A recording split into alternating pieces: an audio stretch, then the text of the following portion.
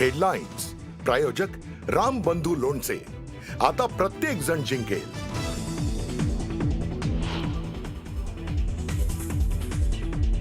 उद्या संध्याकाळी 5 वाजता सुनेत्रा पवार उपमुख्यमंत्री पदाची शपथ घेणार। महाराष्ट्राला मिळणार पहिल्या महिला उपमुख्यमंत्री। सुनेत्रा पवारच होणार राष्ट्रवादीच्या राष्ट्रीय अध्यक्षा। अजितदादांच्या निधनानंतर सुनेत्रा पवारांकडेच पक्षाची धुरा। राष्ट्रवादीबाबतचा निर्णय राष्ट्रवादी पक्ष घेईल, त्यांच्या निर्णयाला आमचा पाठिंबा असेल। सुनेत्रा पवारांच्या उपमुख्यमंत्री पदाबाबत मुख्यमंत्र्यांचं भाष्य।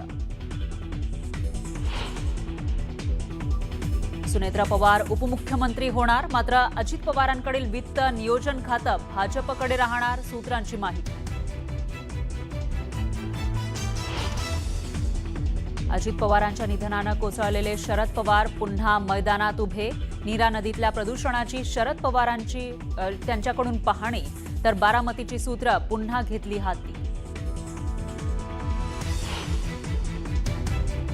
अजित पवारांना अखेरची सलामी देताना पोलिसांकडून मिसफायर। गृहमंत्री अमित शहांसह अनेक मोठे नेते होते समोर। सलामीसाठी वापरण्यात येणारे राऊंड डमी, पोलिसांकडून स्पष्टीकरण। ठाणे, कल्याण, डोंबिवली, उल्हासनगरमध्ये शिवसेनेचा महापौर बसणार, तर तिन्ही पालिकेमध्ये भाजपचा उपमहापौर होणार। मालेगाव महापालिकेत काँग्रेस आणि भाजप एकत्र। काँग्रेसचे 3 आणि भाजपच्या 2 नगरसेवकांनी स्थापन केला गट। काँग्रेस भाजप इस्लाम पार्टीला पाठिंबा देण्याची शक्यता। आणि कळवा ते ठाणे रेल्वे रुळांमधील नाल्यात कचऱ्याला मोठी आग। ठाणे, कल्याण, डोंबिवलीकडे जाणाऱ्या ट्रेन 15 ते 20 मिनिटं उशिरानं।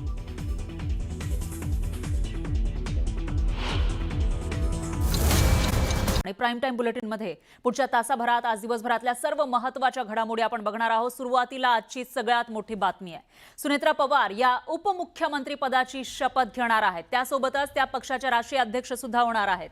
पार्थ पवारांची राज्यसभेवर वर्णी लागणार असल्याची माहिती समोर आली आहे। सुनेत्रा पवार यांची राज्यसभेची जागा रिक्त झाल्यावर ती पार्थ पवार यांना दिली जाणार, त्यांची नियुक्ती त्या ठिकाणी केली जाणार आहे। धनंजय मुंडेंची पुन्हा एकदा मंत्रिमंडळामध्ये एंट्री होणार असल्याची माहिती सुद्धा समोर येते आहे। आताची ही सगळ्यात मोठी आणि महत्त्वाची अपडेट म्हणावी लागेल। राज्यामध्ये या घडामोडींना वेग आल्याचं दिसतंय। त्याच्यामध्ये एकतर महिला उपमुख्यमंत्री महाराष्ट्राला मिळणार आहेत, त्याचबरोबर सुनेत्रा पवार ज्या राज्यसभेच्या खासदार आहेत त्यांच्या जागी पार्थ पवार यांची वर्णी लागणार असल्याची माहिती समोर आली आहे। आणि याशिवाय आणखी एक महत्त्वाची अपडेट म्हणजे धनंजय मुंडे ज्यांना राजीनामा द्यावा लागलेला होता आपल्या मंत्रिपदाचा, त्यांची सुद्धा या ठिकाणी एंट्री होणार असल्याची माहिती समोर येते। मंत्रिमंडळामध्ये त्यांची एंट्री होणार असल्याचं कळत आहे। त्यामुळे वेगवान घडामोडी राज्यामध्ये घडताना पाहायला मिळत आहेत। आताच्या घडीची ही सर्वात मोठी आणि महत्त्वाची अपडेट म्हणावी लागेल, कारण यानंतर महाराष्ट्रामध्ये राजकारणाचा एक नवं पर्व सुरू होणार आहे। महाराष्ट्राला महिला उपमुख्यमंत्री मिळणार आहे। पहिल्यांदा या महिला उपमुख्यमंत्री महाराष्ट्राला मिळणार आहेत आणि त्या एनसीपीच्या असतील, सुनेत्रा पवार या असतील, त्या उद्या उपमुख्यमंत्री पदाची शपथ घेणार आहेत। मात्र त्या राज्यसभेच्या खासदार आहेत, त्यामुळे त्या राज्यात आल्यानंतर त्यांचं जे राज्यसभेचं खासदारपद आहे ते रिक्त होईल। त्यामुळे त्या ठिकाणी पार्थ पवार जे सुनेत्रा पवार यांचा मुलगा आहे त्यांची वर्णी लागणार असल्याची माहिती समोर आली आहे। आणि त्यातच आता जी खाती होती अजित पवारांकडे त्यांचंही वाटप केलं जाईल। आणि त्यामध्येच एक म्हणजे धनंजय मुंडे यांची सुद्धा पुन्हा एकदा मंत्रिमंडळामध्ये वर्णी लागणार असल्याची माहिती समोर येते, त्यांची एंट्री होणार आहे। त्यामुळे आता धनंजय मुंडेंना नेमकं कोणतं मंत्रिपद दिलं जातं याकडे लक्ष असेलच। त्याचबरोबर सुनेत्रा पवार जेव्हा उपमुख्यमंत्री पदाची शपथ घेतील त्यावेळेला त्यांना कोणकोणती खाती दिली जातील याकडेही लक्ष असेल।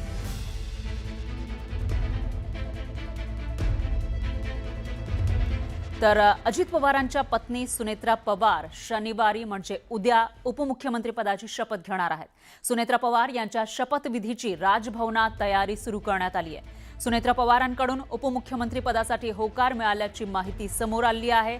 नरेश अरोरा हे सुनेत्रा पवारांचा हा निरोप घेऊन मुंबईकडे रवाना झाल्याची ही माहिती आहे। नरेश अरोरा हे सुनेत्रा पवार यांचा निरोप राष्ट्रवादी काँग्रेसच्या वरिष्ठ नेत्यांना सांगणार आहेत।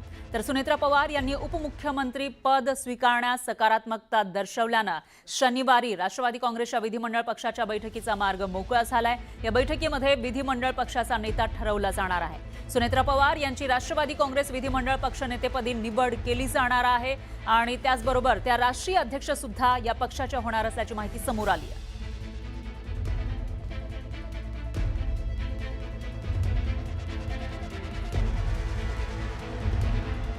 दरम्यान अजित पवारांचं कुटुंब आणि राष्ट्रवादी पक्ष जो निर्णय घेईल त्याला आमचा पूर्ण पाठिंबा असेल असं मुख्यमंत्री फडणवीसांनी म्हटलंय. असं आहे की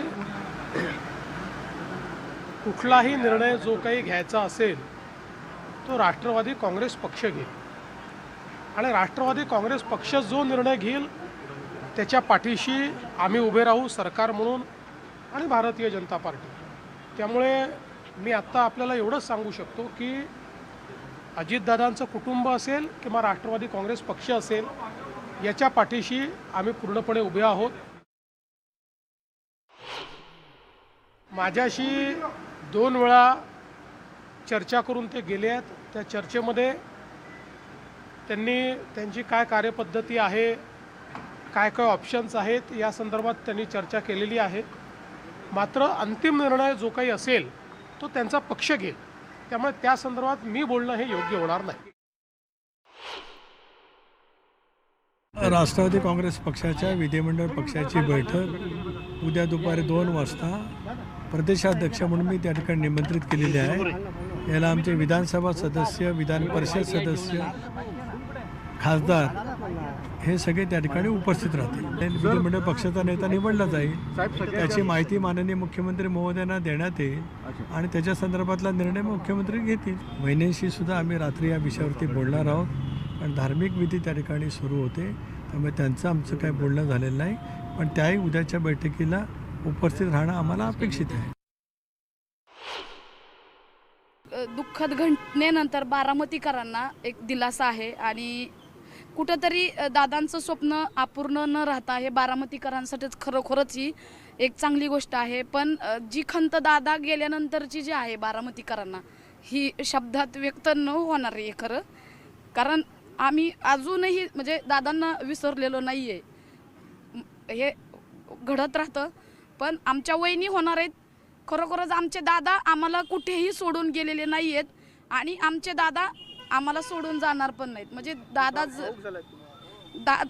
दादा जरी गेले तरी दादा त्यांच्या विचारातून, त्यांच्या संस्कारातून निश्चितपणे आम्हाला येणाऱ्या वहिनींच्या मधूनच दादा आम्हाला दिसणार आहेत. हा नेता होऊ शकत नाही आणि ती उणीव भरून काढण्याची संधी सुनेत्रा वहिनींना मिळत आहे. त्याबद्दल बारामतीकर खरंच शतशः आभारी आहेत. वहिनी साहेब त्यांच्याबरोबर आजपर्यंत कार्य केलेलं आहे. बारामती सांभाळण्याचं त्यांच्यात धाडस आहे. दादासारखी ती बारामती सांभाळू शकतात हे आधार वाटतोय, मनाला विश्वास वाटतोय.